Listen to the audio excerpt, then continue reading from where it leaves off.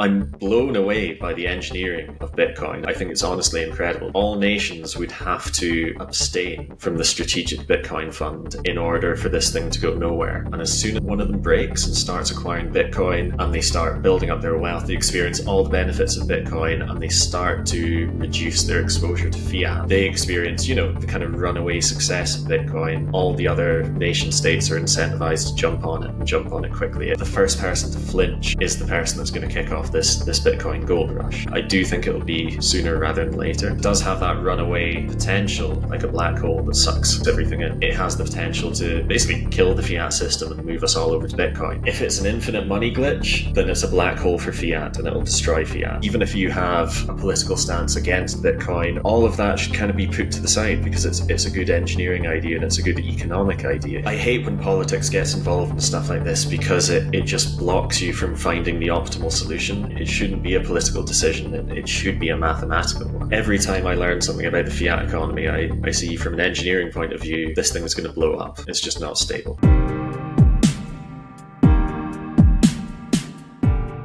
What are you trying to achieve with UK policies? Yeah, so I am the chief mining officer at Bitcoin Policy UK. And I'm an engineer by day. I'm a systems engineer. So I've worked on some of the UK's most complex transport infrastructure and defence projects.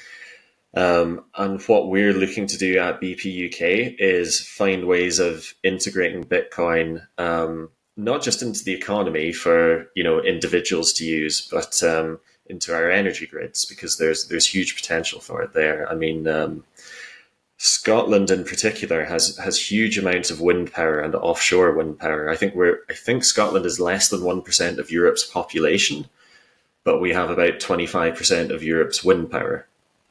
So there is enormous potential there, and I can get into it in a little bit, but we're going to be facing, in order to really scale that up and to make the most of it, we're going to need to do something different from what we're doing at the moment, which is really just kind of building wind turbines and plugging them in and forgetting about them. So I'm working with a few different colleagues at BP UK to try and come up with technical analysis and try and engage with the government and push them in a kind of sensible direction to make the most of it, because it could be a huge success story for the UK if we do it right, but it could also be a big kind of cliff edge that we're going to walk off if we do it wrong.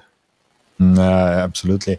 It's also interesting when we talk about what countries can do for Bitcoin. There's basically a few things: making good policies so that people can are not like that. You want to have innovation in your country, so people are liking oh, we should move there, we should do something there. The second thing is you can also put it on your balance sheet as strategic Bitcoin reserve. And the other thing, which is I think is overlooked, is the energy side of things with Bitcoin. There's so many different applications on that, which is like the energy side of things. Even if you're politically against Bitcoin, it's kind of hard to ignore the Bitcoin mining use case there. Yeah, absolutely. It's what I say to people in the engagements with government that we've had. They know that what Bitcoin Policy UK is about, but I've always kind of said, look, you don't really need to know that it's Bitcoin we're talking about. We're basically saying that there's going to be a buyer of last resort, or there's someone that is going to use all your stranded energy, all your waste energy that we currently pay to curtail. So we pay for providers to turn the wind turbines off, and not only are we're going to take that problem away, but we're going to actually pay you for the power that you would generate. And it sort of doesn't matter what's going on behind there. I don't think any of this should be a political issue at all. It's an economic and an engineering issue. And yeah, to be honest, even if you have a political stance against Bitcoin or you don't understand it, all of that should kind of be put to the side, because it's a good engineering idea and it's a good economic idea here. So that's one of the things I try and kind of get across to people. If it helps, just visualize it. People are going to show up with shipping containers and pay you for energy that you otherwise couldn't sell. And you can kind of stop thinking about it there if you need to. It's a good way to think about it, actually. Yeah. We're just gonna plug in some containers and to pay you for the electricity. If you sell electricity, to what extent do you even care what they are using the electricity for? Yeah, for sure. It's kind of one of the things that it frustrates me about the arguments. People that think Bitcoin is magic internet money or it's kind of frivolous or unnecessary. I think it's hard to refute that point in isolation because to an extent it's sort of true. We did have a world without Bitcoin, but then to what extent is the entire economy frivolous and unnecessary? I mean, almost you would basically have to exclude everything except like industrial commodities and that they're essential to make the world turn around. I mean, off the top of my head, like the entire entertainment and media industry, most of the banking industry, um, everything from Disneyland to vacations, so much of the economy is, you could make some weird argument that it's wasteful and we shouldn't do it. And Bitcoin is certainly no worse than that. And I would argue if you were to list the utility of everything that takes energy in the UK, Bitcoin would be providing a lot of value for really not much energy. So yeah, I certainly I hear people make that point all the time, and the existing economy and the existing world doesn't stand up to that scrutiny. That's a really good argument. It's like that's why I usually steer away if someone says like, "Oh, Bitcoin is using so much energy," and steer away from that conversation towards the conversation of like, "Oh, like before we even argue about how much energy it uses, let's argue about why we use it in the first place. Like, why Yeah. should we have Bitcoin?" And once you understand why Bitcoin, you don't care. Like, it's not that important how much energy. Like, how much energy is actually quite important because it's the more the better, the better protected the whole thing is. So you actually want to Yeah. flip to like, oh, like we want to make it more energy intensive to make it a better protection for our financial energy. Like it flips that whole thing filling around. And if you're only arguing about consumption, yes, of course, like making one central database will consume less energy. Yeah, yeah, exactly, and that would entirely defeat the purpose of it. Yeah, it's something that's going to be an increasing issue, especially in the UK. We have an energy security strategy. It was launched a couple of years ago, and the incoming government have actually made it more ambitious and brought our targets in to be more imminent by 2030 or 2035. And the plan is to basically 3 or 4x our current renewable supply, which is enormous when you consider, everything we've done to build it in the past couple of decades. We are going to do 3 times that over the next decade, which in a lot of ways you would expect with a kind of technology delivery program. You have that S curve of development, and the UK government at least intends to enter the steep part of it when it comes to renewable energy. And this could be a really good thing for the UK when it's done right on an individual level. Basically, when renewable energy sources are producing, they are generally the cheapest in the world. They don't consume any fuel. They're very low maintenance. The problem is intermittency, that the wind doesn't always blow, the sun doesn't always shine. You have to have backup for that, and that costs money. It adds redundancy, it adds complexity into the system, and there are costs associated with that. Now, when you're moving from a grid that is 100% fossil powered, like the UK was, or you throw some nuclear in there, but the advantage of fossil power is that it responds fairly quickly to changes in demand. You can basically throttle up a gas power plant or a coal power plant and match it to match it to demand in real time. And we're facing this problem where you cannot do that with renewables. If you are one of the first owners of a wind turbine in a country that is mostly fossil powered, you have assurance that 100% of your supply is going to be purchased. There will be demand for it. And that happens because someone will throttle down a fossil source as the renewable energy comes online. So the wind blows, and somewhere a gas power plant will switch off, and it will switch back on later when the wind stops. So that's quite a nice situation. It's quite cushy. It's the situation that the UK has been in basically since we started building renewables. But we are going to hit this problem where long before you hit 100% renewable, you're going to have this scenario where on a really windy day or a really sunny day, the renewable supply is going to exceed the demand. So you will have stranded energy for which there is no buyer in the market. That becomes a problem because you're going to get diminishing returns on all the renewable projects that happen after that. Once your peak renewable supply hits 100% of the demand, anything you build beyond that will not have 100% utilization. So that means you get these diminishing returns. The business case for renewables drops as you build more and more renewables. This transition kind of becomes a victim of its own success.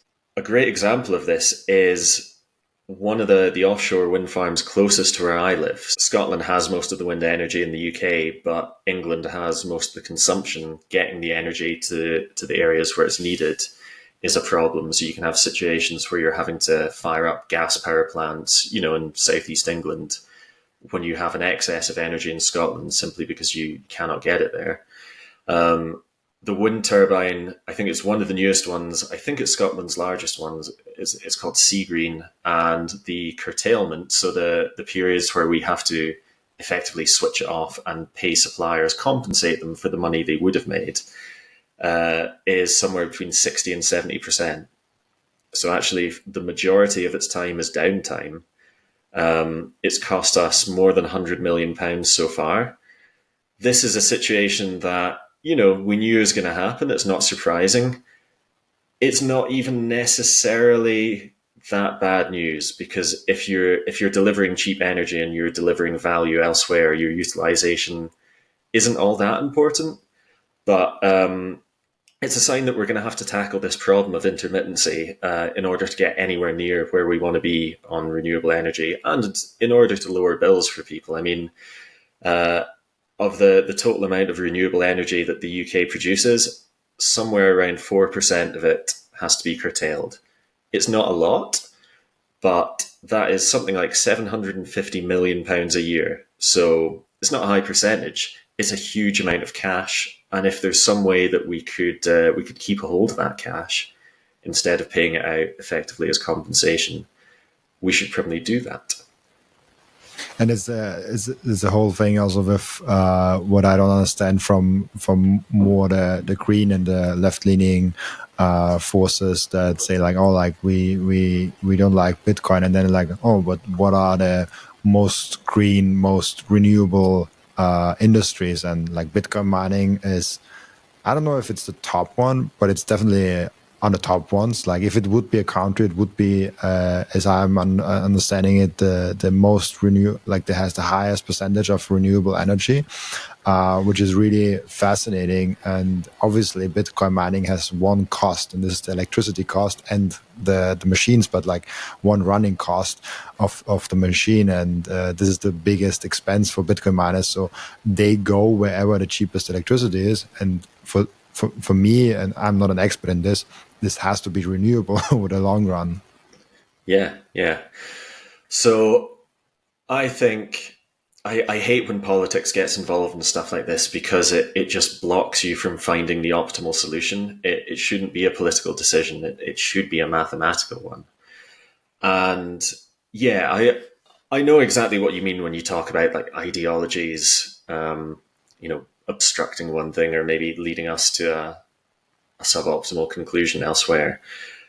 I wouldn't want to appeal to ideologies because I don't think they should be here in the first place. But if I had to appeal to the kind of left-wing green ideology, I'd firstly point out, look, Bitcoin mining with this stranded energy, it makes green energy more profitable.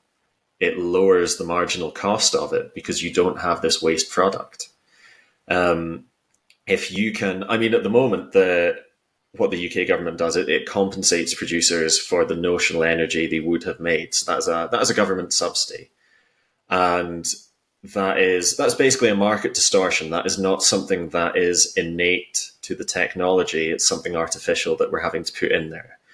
But adding Bitcoin mining to renewable energy means that there is a natural buyer for this stranded energy. So it means renewable energy makes more money, it's more profitable, it's a more attractive investment. If you like renewable energy, if you're politically aligned with it, then you should be politically aligned with anything that will give it a boost. And on the flip side, I mean the revenue that you make from mining, it depends on what you're paying for electricity. It depends on the hash rate, the capital expense of your mining. But generally, we know the break even point for mining is somewhere around 5 cents per kilowatt hour.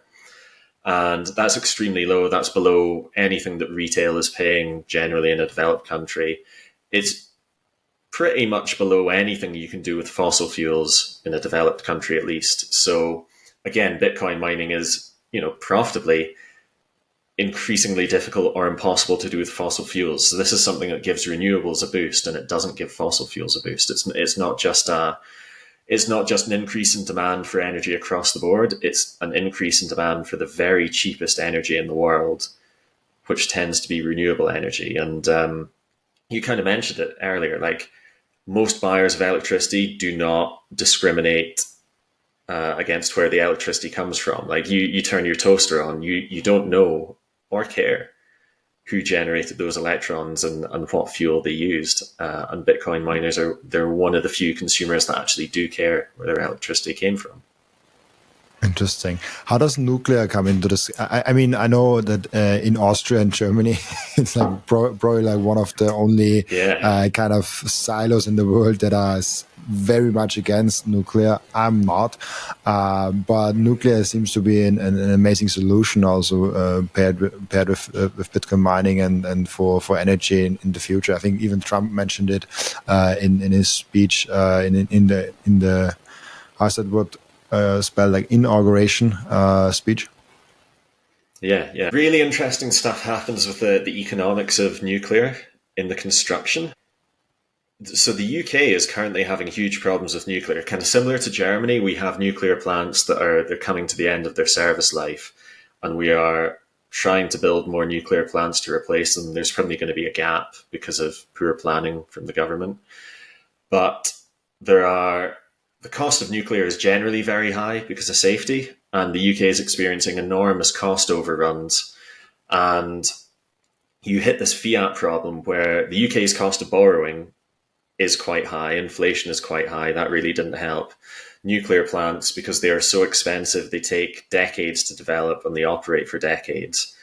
The interest rate that you are paying on any debt used to construct it becomes the dominant factor. And I've forgotten the exact number, but I think it was maybe something like 70% of the cost of construction of the nuclear plants we're planning in the UK was just financing cost. So it's that fiat problem. It's the cost of debt in a fiat system. So it's nothing to do with nuclear physics or how they will operate. They're extremely expensive to build in the traditional way. It's why the UK is looking at small modular reactors, which they're not really much less complex or much cheaper to build. They're just, because they're physically smaller, they're a lot faster, that the financing costs are a lot lower, and then that removes some of that kind of fiat cost of financing problem there. Basically, all of that means that the cost of electricity from nuclear plants has to absorb all that kind of fiat stuff. So the cost of nuclear energy in reality in the UK tends to be quite high, probably higher than what would be feasible to mine Bitcoin with. Whether we make some sort of breakthrough with small modular reactors, or whether we find a way to kind of unfiat that situation, that could change things. As I see it, nuclear will probably remain the base supply, probably not that economic to mine with. It's certainly something I think we should be doing anyway, because, not for Bitcoin, but for the sake of everyone in the UK, all the businesses and the consumers.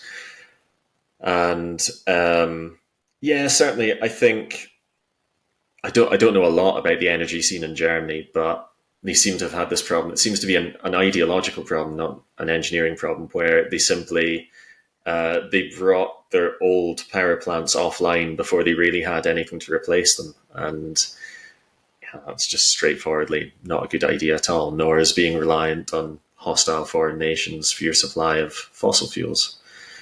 And dependency on of Russia was on with the energy also really big, which is yeah. Germany had a big problem with energy, like still has. I feel like with turning off the nuclear plants and then being extremely depending on other nations. I think it's a strategic mistake. The same strategic mistake as selling 50K. Bitcoin, which they Yeah. did. So like Germany has a long sequence of bad strategic mistakes. Where that's why I see a lot of Bitcoiners actually moving. I don't know if there are a lot of Germans in El Salvador. I was amazed how Oh, many really? Germans there are in El Salvador, considering how far away it is. Like I live close to Germany. I traveled around 20 to 24 hours, including every travel times to there. So like it takes a long time because there are no direct flights. You have to fly over America or Canada and then fly down there. So like it's a long travel time. So I was amazed how many Germans there are already in El Salvador. But yeah, that's a different topic. It's interesting for me where the future also of energy and in my if energy especially develops. I have no clue about energy markets and all those things. I get more and more information because I talk with Bitcoin miners and talk with people that know about it. Do you have an opinion on where we go with the future of energy in general and how Bitcoin is kind of influencing where the future of energy is going? Yeah, sure. So I'm gonna come back to my profession as a systems engineer. So let me give you a bit of background before I answer your question. So my job is to work in complex systems, whether it is railways or aeroplanes or nuclear programs, where you have basically engineering specialists. So you have, say, electrical engineers, mechanical engineers, fluid dynamicists, that sort of thing, and they all have very good deep knowledge in a particular topic. But then someone needs to tie the whole thing together and make sure that all the different components work with each other positively. And sometimes that means doing kind of non-intuitive things or things that maybe wouldn't make sense to one specialist. Like an example might be if you were building a car. I mean, a car is to transport you from A to B, it needs to move. So adding brakes onto a car might seem like a weird idea. Like brakes prevent you moving, they slow you down. Why on earth would you add those to the car? And anyone that's seen a car kind of understands exactly why you don't just need wheels, you need things like steering and brakes and a gearbox in order to make that thing perform a much more complex navigation of the real world. I think we're going to see a similar thing with our energy grid. Previously, you simply built fossil fuel power plants up to basically the maximum demand on the worst day of the year, and you turn them up and down, you match them to demand in real time, and that was kind of it.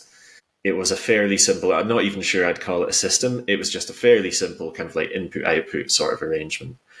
And now, if we're going to be adding a diversity of generation techniques, which are all really fundamentally different. So, I mean, for example, nuclear is quite binary. It tends to be on or off. It takes days to start up or shut down or to vary the output.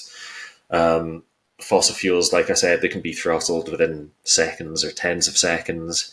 You have new technologies like batteries that are actually they can save a lot of money in the short term because they can respond in milliseconds. I can talk a little bit more about them, and then you have renewables, which have they have intermittency that is perhaps predictable, hours or days out, and then kind of predictable in aggregate over the long run, over years. Um, you have other storage methods. I mean, like hydro storage, so pumping water back uphill to act as a kind of physical gravity battery. There are people looking into innovative energy storage techniques like kinetic storage, like flywheels or raising and lowering weights up and down mine shafts. So there's going to be a lot more complexity to it, a lot more diversity in the components of the energy grid. You have the grid itself and bottlenecks around it. Again, it's a system that was set up for centralization. You have centralized population centers and you have centralized generation. You have a small number of power plants that generate all the energy. That's now no longer going to be the case. You have people like me with solar panels on their roof, and sometimes they're suppliers and sometimes they're customers. So there's so much more complexity. It becomes a very complex system that needs managed at that high level. And my opinion is there are a lot of governments, perhaps like Germany's, perhaps like the UK's to an extent, that are just not thinking that way.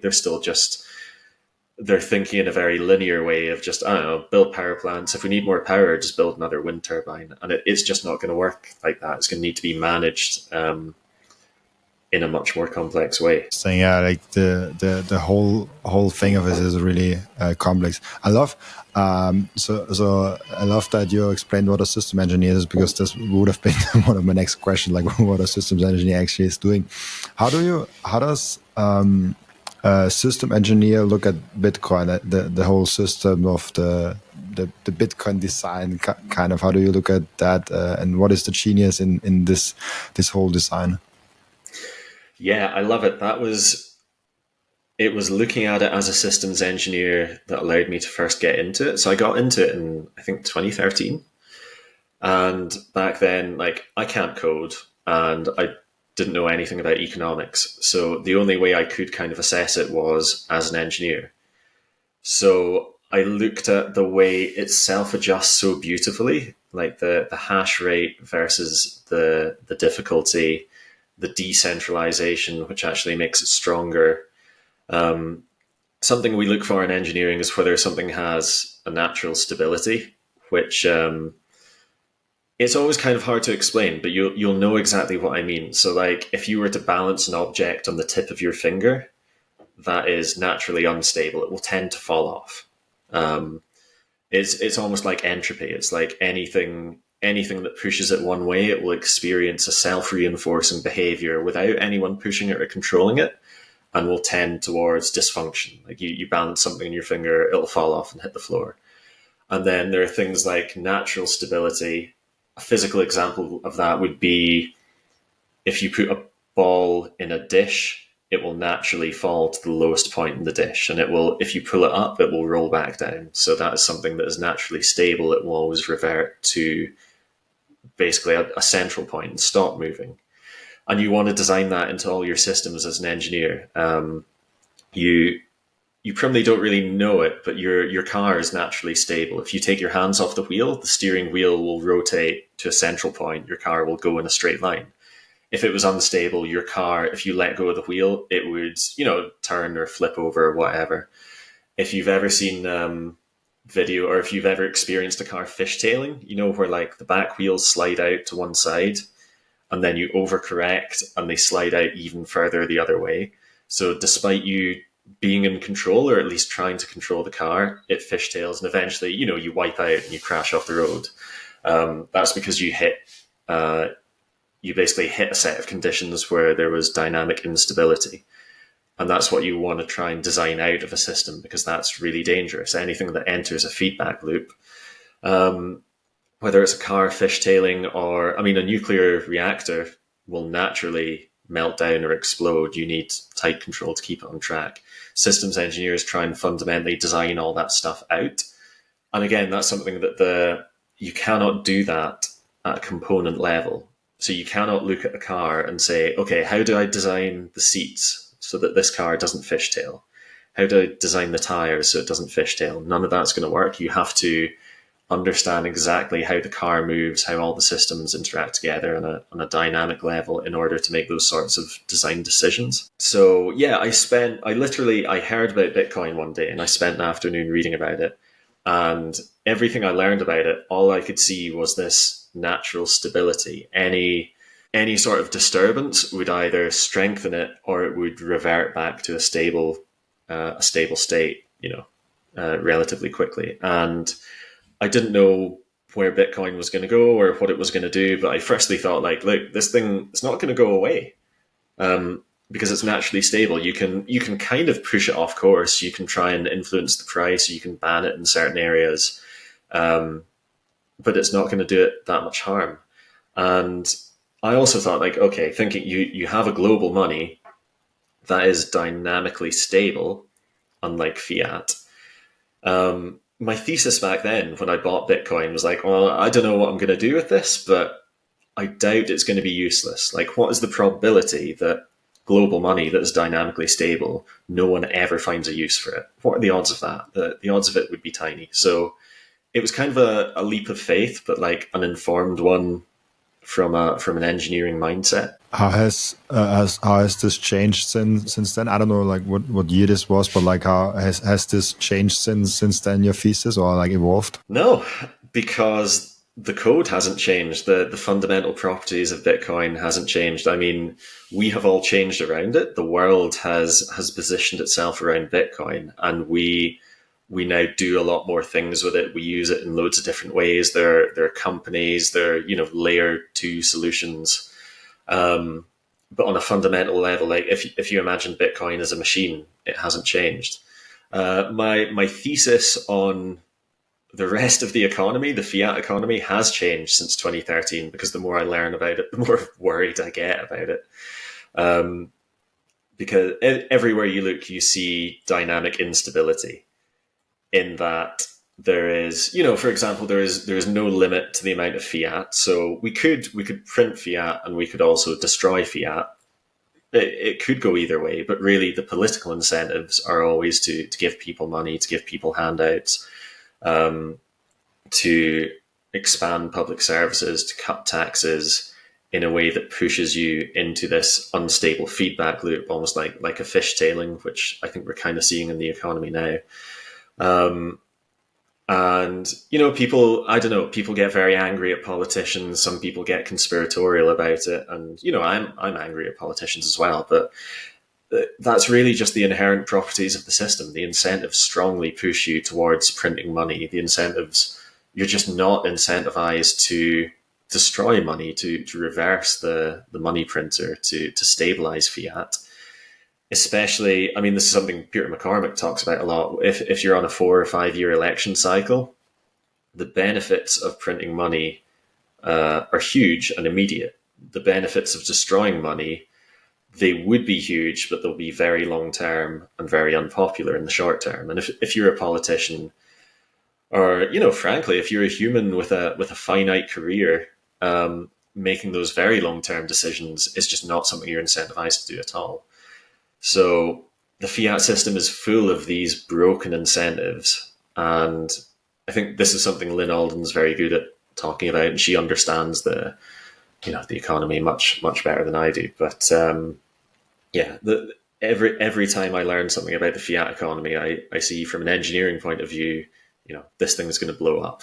It's just not stable.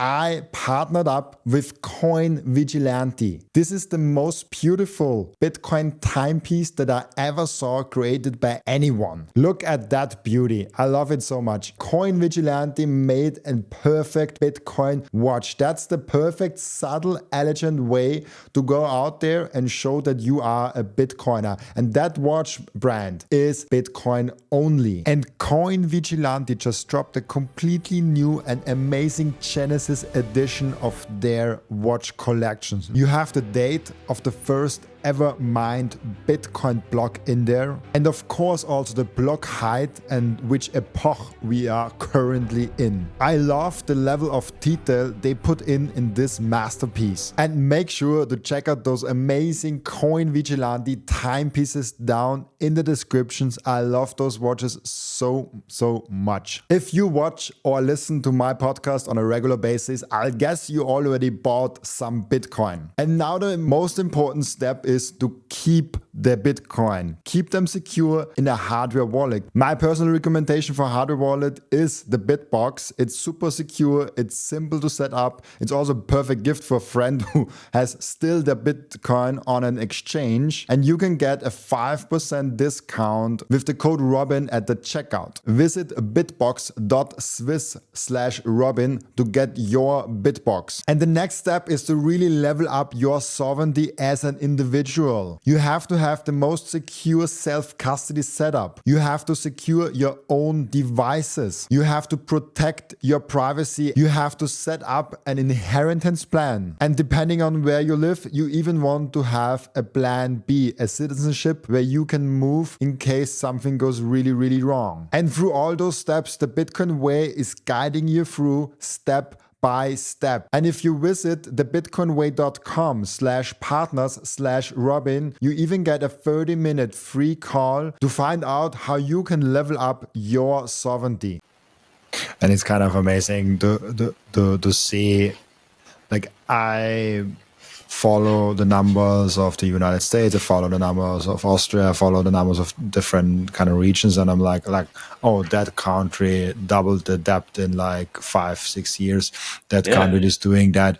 It's kind of amazing that the system still works, like that Fiat is still around. And with so much instability and in so much factors at play, it's like, how much of that is because of human psychology, because people accept Fiat as it is? Like you like people that are now under, let's say, 50 or 40 years old, they've all been born into basically Fiat currencies. They have all been like trained into this behavior, like, oh, those coins that we have are like money, and those coins are probably more money than the bills and the other things. But it's like they are money, and we just use that money.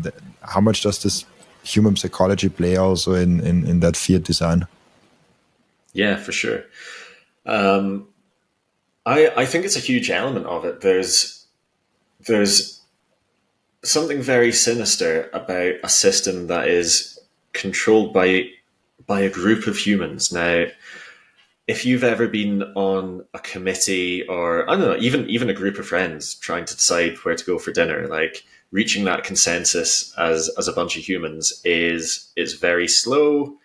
It can be a really good way of doing things, but it's just not a speedy way of doing things. And, flash crashes can happen in milliseconds. And certainly, market downturns or reactions to bad incentives can happen very quickly, much quicker than governments can react, especially if they have to pass legislation and that sort of thing. And during that, you have all these psychological, these psychological effects playing out. Like, I don't think our politicians or our economists understand their own biases or their own lack of understanding when it comes to, numbers, numeracy. And I think that's where you get a lot of this dysfunction, whether it is overreaction or reacting far too late or denial of a problem. Again, as an engineer, this is a really bad control system. You need something that can react just as quick as a problem arises, not 9 months afterwards. And you need something that is free from bias. This is why we use digital control in things that can break really quickly.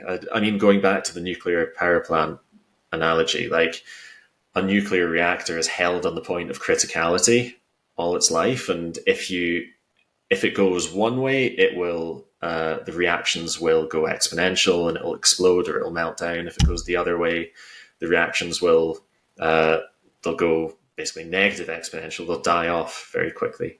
So you use basically digital control that can react fast enough to it. You don't have a human like pulling levers trying to keep that thing working in real time. It's just not possible. You see it absolutely everywhere, like from airplanes. I mean, modern fighter jets are dynamically unstable. Things like the Eurofighter Typhoon, you can fly them in a straight line, but it's only because a computer is constantly correcting. It would naturally just backflip and then tumble to the ground. It's not a stable thing, but you can fly it as if it is, as long as you have computer control that can react faster then the thing can become unstable. I can't think of a way of implementing like some sort of digital correction over the entire economy, which is fundamentally a very human system. Like we all relate to it.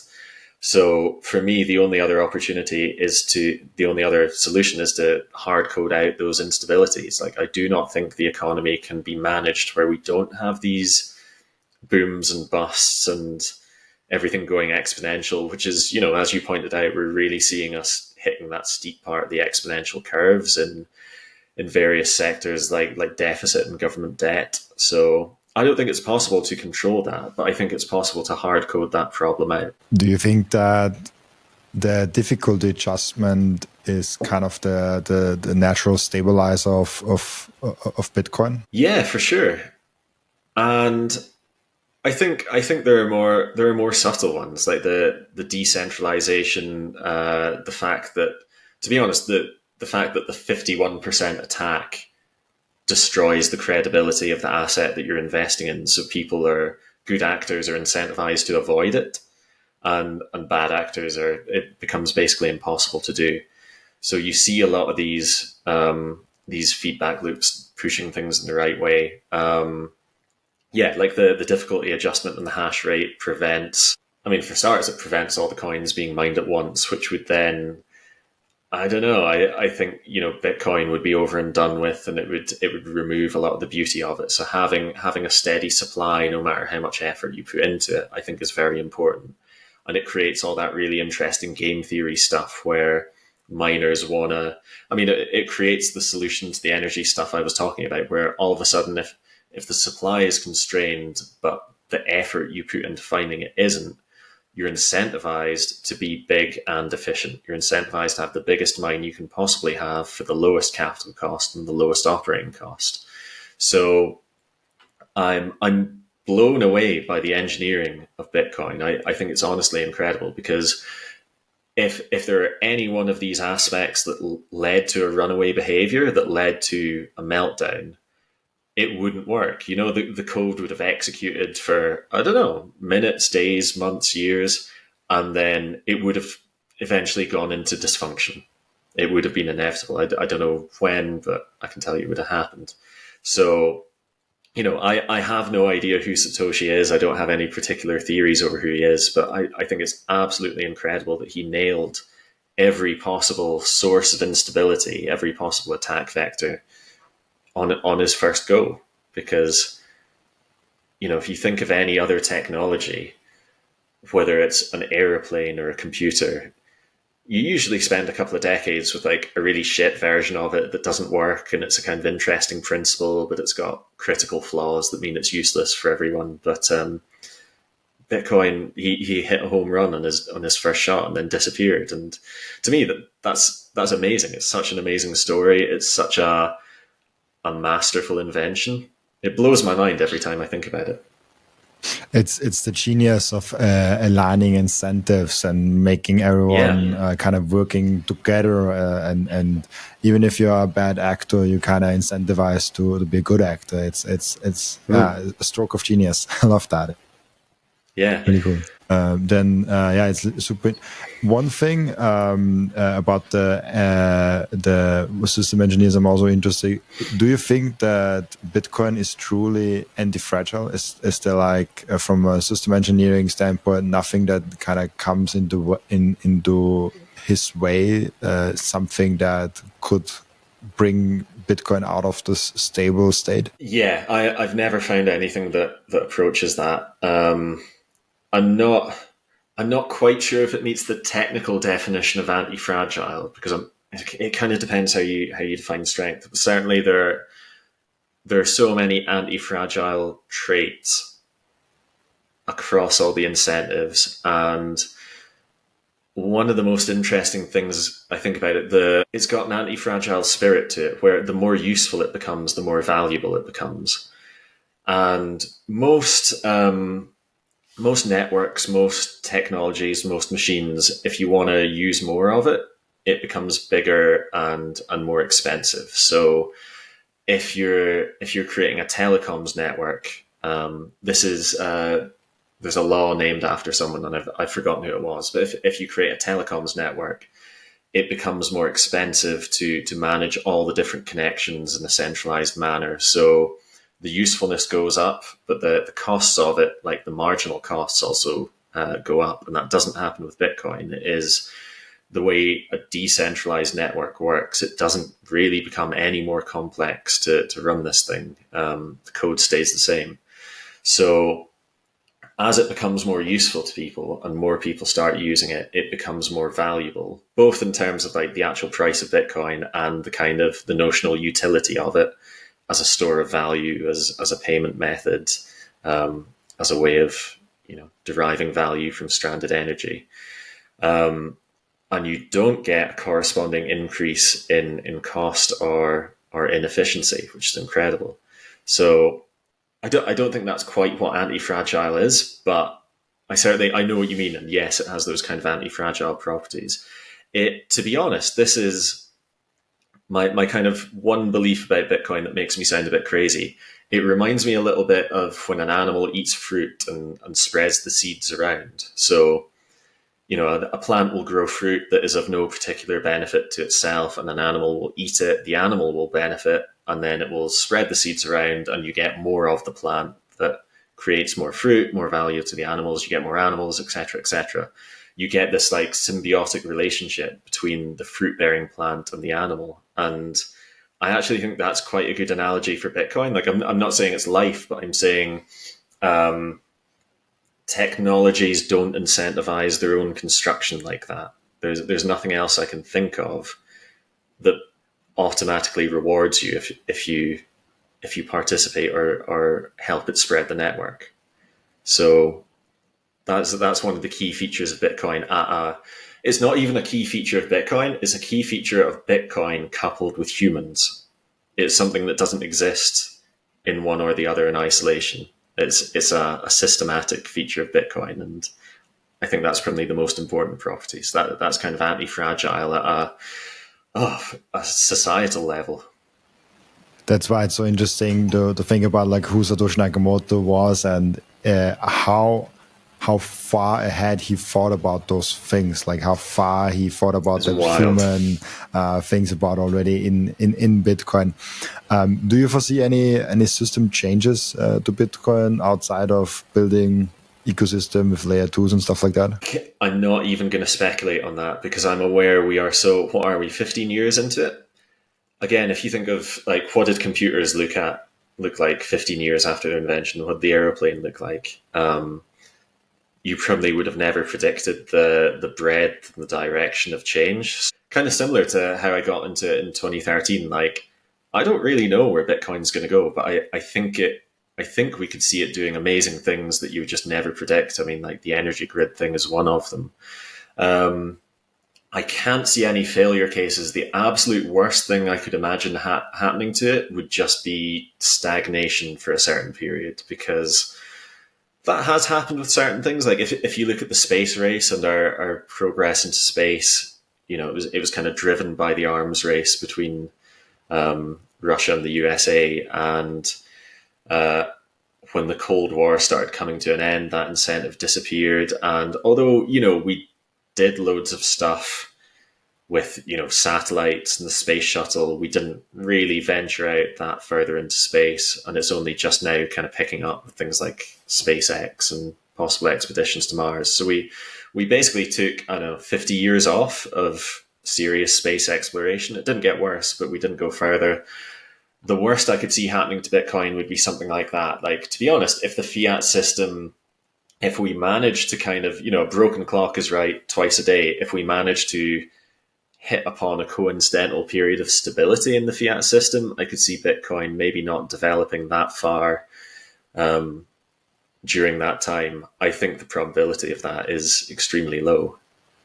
It's kind of the bet that you're taking against the fiat currencies, and it's kind of a very simple one. If you look at how the money supply is growing and how they have to keep growing it to keep issuing and to keep servicing the debt, it's kind of a self-runner. Like they can make the fiat currencies for a short period of time good or stable or even a little bit better, but at some point the incentive just gets so strong to print money again. It just has to go up. Like the money, M2 money supply has to go up in the long run.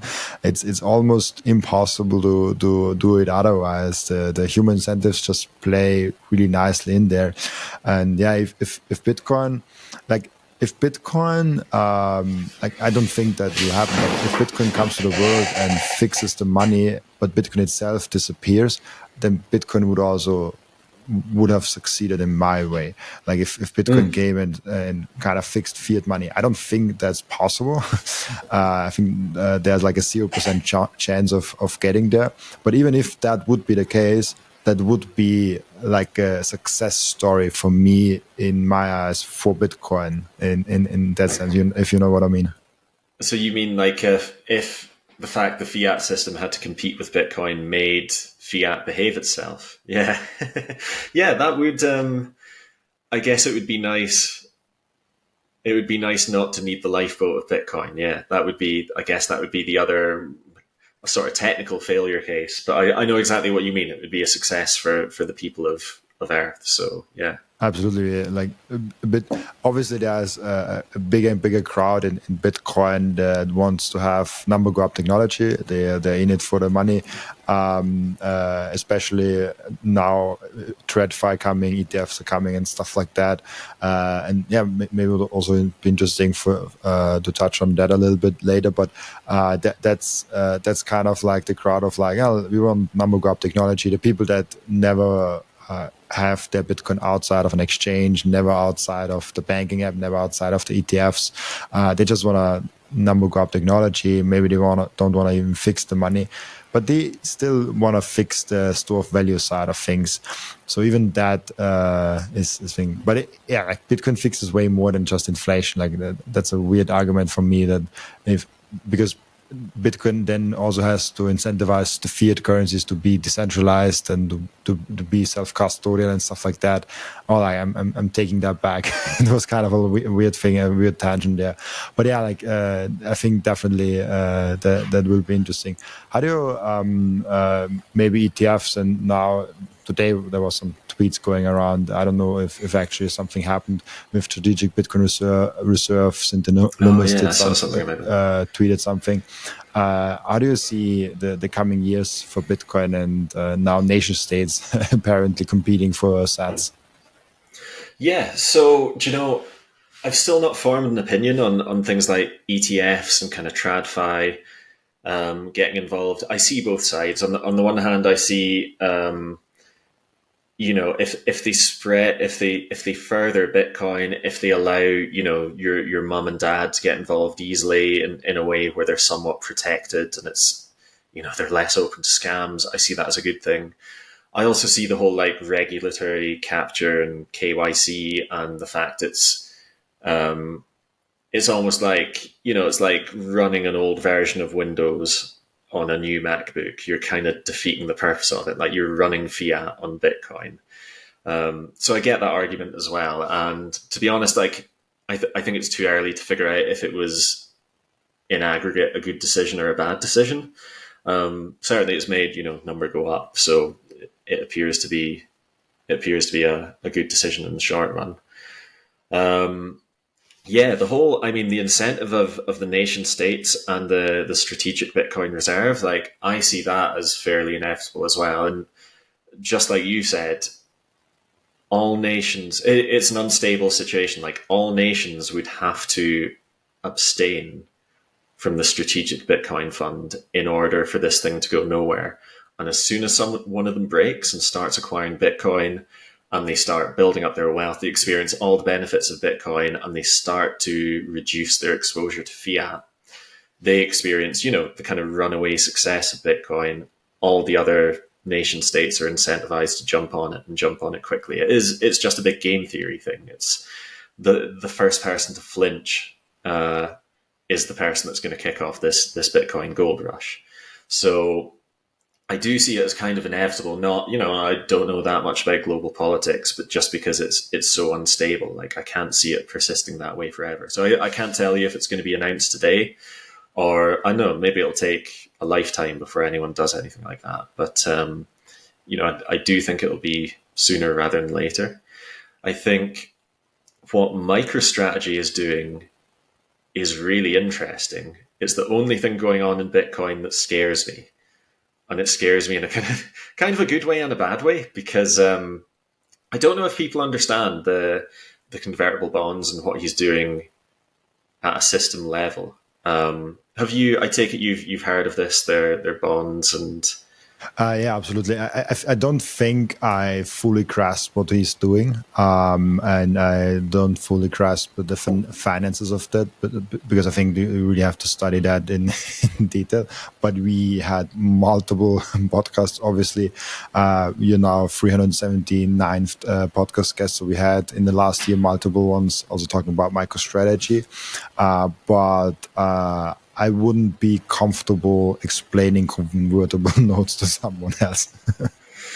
yeah, I mean, to be honest, nor am I. It's more the systemic level thing. So I think the simple explanation is the idea of MicroStrategy. They take on debt at 0% interest and immediately go and buy Bitcoin, and the person that bought that bond has the option to convert it to shares at a later date. So it's sort of like a leveraged investment for them, but they also have the option of just saying like, hey, I want my principal back. And it was 0%. So, they didn't make any money, but it's not that high risk. The thing that's really different is there's no limit to how many times you can do that. Like if you're an individual or a company and you want to spend your treasury on Bitcoin, you will run out of your own money soon enough and you'll have to stop. And if you take on debt on which you pay interest, there will be some point at which you implode under your own debt. Like you can no longer service the interest payments. The revenue you're making from whatever you're doing can't support the debt you're taking on. The fact that it's 0% debt means he can basically rinse and repeat and kind of do this forever. He can just take people's money and buy Bitcoin and issue shares. When you abstract this, when you think about the fiat system and the Bitcoin system, this is potentially an unlimited bridge between them. I almost visualize it as, if you were in a ship and the water is outside and it needs to stay outside for your ship to stay afloat, MicroStrategy is the hole in the ship. It's going to allow basically Bitcoin to overwhelm the system and fiat to sink. So it's the conduit of which businesses and individuals could all convert to Bitcoin, which is not possible under the existing kind of interplay between the two systems. I don't know if that made sense. But it's the fact that it's unlimited. You can do it forever. It is somewhat self-reinforcing. If he buys Bitcoin, it pushes the price up. That incentivizes more people to do these convertible bonds. They become more appealing, etc., etc. Positive feedback loop. It could be that it runs out of steam. He runs out of buyers and satisfies the demand in the market, and it becomes just another set of bonds. And it doesn't do anything that fundamental to either Bitcoin or to fiat. But because it does have that runaway potential, I've seen people refer to it as the singularity, like a black hole that sucks everything in. It has the potential to basically kill the fiat system and move us all over to Bitcoin. I have no idea what the probability of that is. I think there's also, as I understand it, it's cost positive for existing shareholders. Like you actually increase the amount of Bitcoin. He talks about Bitcoin yield of his shares. So it's not like levering up in the normal way where your upside risk increases and your downside risk increases, in some proportion. There is a degree of cushioning. I still think it could lead to somewhat of a bubble behavior where, if it does enter a bit of a feedback loop, the price pumps, more people buy these bonds. If that tap is turned off, does it then bring the price down? Does that well, I guess he's only having to repay the principal. I haven't figured that out yet. But there's a lot there's a lot of smart people around that topic, and what I usually hear is that it's seemingly not a problem, but it almost seems like a money glitch, and I'm always I'm really careful with those things Yeah, because usually yeah. there can be something wrong. You said you're scared. Are you scared for MicroStrategy or for the Fiat system? Yeah, both, because I kind of exist in both, right? Like I own MicroStrategy, but I also like I have a fiat job. Um, yeah, it's the only thing I see going on that has that positive feedback loop at the moment. Like um, nation states buying Bitcoin, people buying increasing amounts of Bitcoin. That's a fairly kind of smooth, linear situation. What MicroStrategy are doing is highly non-linear, and that's what scares me because those are the things they either produce incredible results or terrible results, and those they're hard to control and they tend to happen very fast. So it scares me in a kind of positive and negative way. Like it really excites me to see where it's going to go. I think it's an incredibly brave move. Um, I assume he has a lot of people smarter than me advising him and knows what he's doing. But yeah, like you, I kind of see this potential here of if it's an infinite money glitch, then it's a black hole for fiat and it'll destroy fiat. If it's not an infinite money glitch, then something could go wrong there. And I'm not smart enough to know which one is the case. Maybe it's also just a huge repricing going on in the stock price at some point, as I think with most stocks it will happen because all those stocks have I mean, then if everything reprices for Bitcoin, he has the advantage of having Bitcoin, Yeah, having the yeah, underlying asset. So it's a difficult one. I do see. I just think about MicroStrategy in the early days of 2020, when he first was on like the first 2 3 podcasts, and like he said like, oh yeah, we have like $250 million we're investing in Bitcoin, and it was like half their balance sheet or something like that.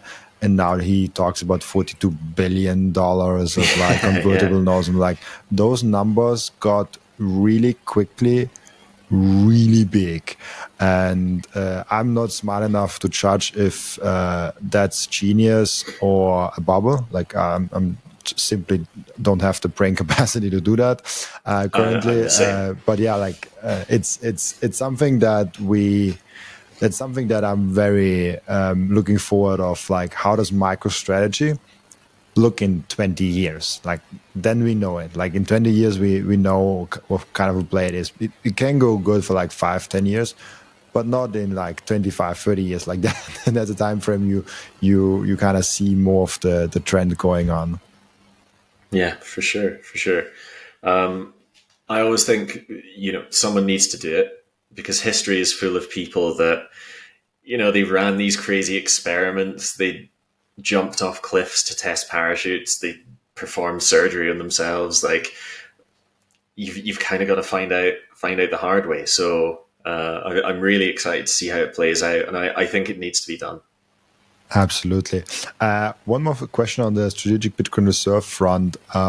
For a country, what do you think is more important, having a strategic Bitcoin reserve or having Bitcoin miners and as many Bitcoin miners as possible in your own country, in your jurisdiction? Like, what play is for a country and a game theory more important? I'm going to give you a bit of a kind of Weasley answer. I think it depends on your energy situation because if you have the like relatively large amounts of cheap intermittent energy, you're much better mining with it, and then just keeping the bitcoins that you mine, you build up a strategic reserve that way. Uh, if you don't have that, you're probably better buying. And I mean, this is Bitcoin's backed by energy, right? And this is the same way that if you are an oil producing nation, you're probably better off producing as much oil as you can and using it yourself at very low cost, and potentially exporting it to other people. If you're not an oil producing country, you got to buy it in and stockpile it. So I see it as the same thing. I see it as linked by abstraction to energy, and it depends on on your local access to energy. And this is, I think that's potentially really exciting for the UK and Scotland in particular. You know, like I said, we have huge amounts of this renewable energy. A very large monetary value of it kind of naturally goes to waste just because of how the system is designed. There's basically only one thing that can monetize that quantity of energy, and it's far bigger than anything you could store in batteries. Even if we did that at national scale, there's stuff like hydrogen production. Although actually there was a Princeton paper. Sorry, I'm going off on a tangent. There was a Princeton paper that was released recently that it discussed different options to monetize stranded energy, and it looked at creating hydrogen. It looked at desalinating seawater if you're one of those countries that has to do that, storing it in a battery. And it did look at Bitcoin mining and immediately discounted it because it was 100 to 1,000 times more lucrative than anything else. And they basically said, like, that no longer becomes a waste product. That becomes like a primary asset for the country. So we're going to dismiss it on that basis, which to me is a crazy thing to do. It's like it's striking gold and saying like, oh, actually, this is too valuable. Like I was looking for trash, so I'm just going to throw this away.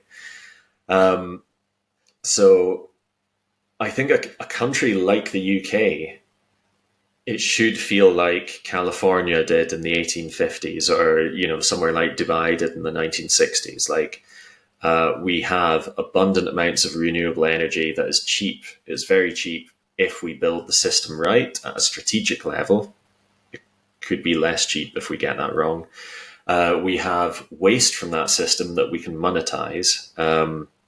I did a presentation earlier this week. I was talking about like, if you buy a bottle of Coke for, say, $1 and you live in a place where you get 10 cents back for the bottle, your marginal cost drops to 90 cents. What is waste to you, the bottle, someone else will pay you for. It's just an obvious thing that you should be doing.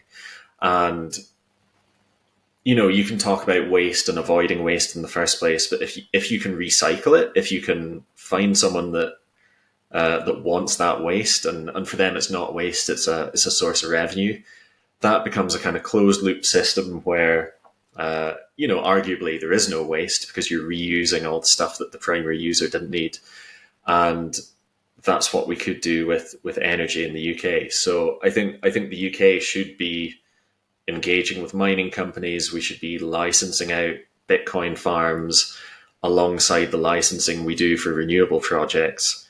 And we should be building a strategic reserve that way. I think at the moment we're paying something like £750 million a year for curtailment.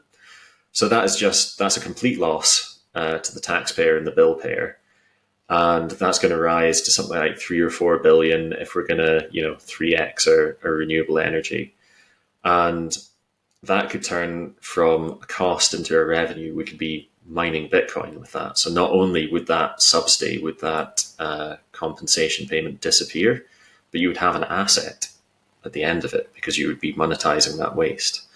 If you're a country that, I don't know a lot about other countries' energy scenes, but if you do not have a lot of self-generation of energy, then you're probably going to want to buy in the Bitcoin and just focus on a strategic reserve. So I love that. That was a very roundabout way of answering you. I hope that answered your question. It does. And it gives me one more. How is the topic of Bitcoin on a political level currently in the UK? We cover a lot of US obviously and Trump, and that's a very loud topic in the US. We hear it here and there of the EU, what they are saying about it, and they just want to regulate it to death apparently. How is the UK looking at Bitcoin on a political level? I'd summarize by saying it's not looking very good.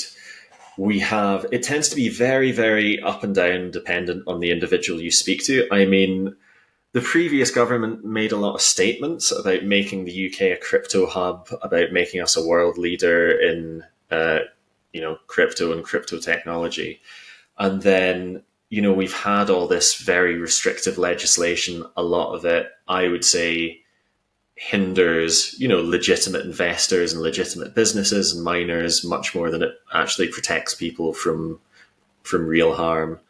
A lot of it seems to be really backwards. And, BP UK, we've had really encouraging engagement with various individuals from government. You get ignored by various other ones. So I would say that's kind of reflective of the grassroots nature of Bitcoin. Like, it's not happening top down, it's happening bottom up, bottom up. The same way, like, individuals got interested in Bitcoin and mined in their garage before these big mining companies popped up. And I think it's the same way, like, individual politicians are becoming more interested and more amenable to it. But at a policy level, we're still seeing, I'm not sure I'd call it anti-Bitcoin, but I'd say we're still seeing ineffective regulation or lack of effective regulation, which is really frustrating. And it's something my colleagues at BP UK, like we've got an entire policy work stream who are trying to engage with government. They're writing policy documents and policy suggestions, trying to kind of get them thinking the right way, and basically say, like, look, we're here, we can help you, we know what you're trying to do.